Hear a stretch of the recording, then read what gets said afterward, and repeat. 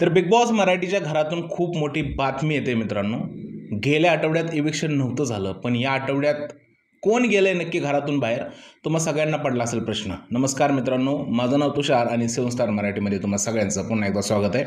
Exclusive बातम्या फक्त 7 star मराठीवरतीच मिळतात. तर प्लीज व्हिडिओला जास्तीत जास्त लाईक करा आणि जास्तीत जास्त कमेंट करा आणि सबस्क्राईब केलं नसेल तर प्लीज सबस्क्राईबसुद्धा करा चॅनल.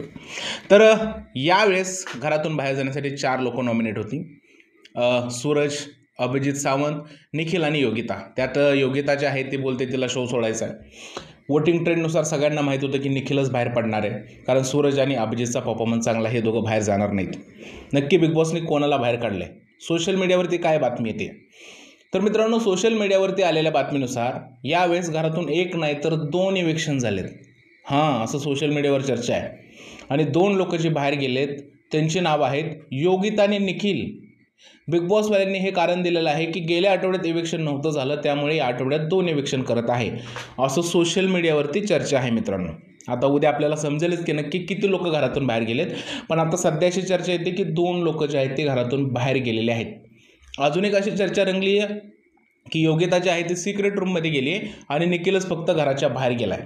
आता नक्की काय खरं आहे काय खोटं आहे ते तुम्हाला उद्या समजेल.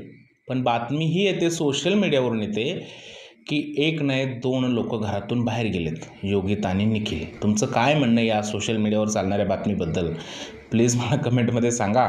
आणि नक्की कोण बाहेर गेला असेल हे सुद्धा कमेंटमध्ये सांगा. व्हिडिओ आवडला असेल तर त्याला लाईक करा, शेअर करा आणि चॅनलला सबस्क्राईब करायला विसरू नका. भेटूया पुढच्या व्हिडिओमध्ये. तोपर्यंत भारत माता की जय.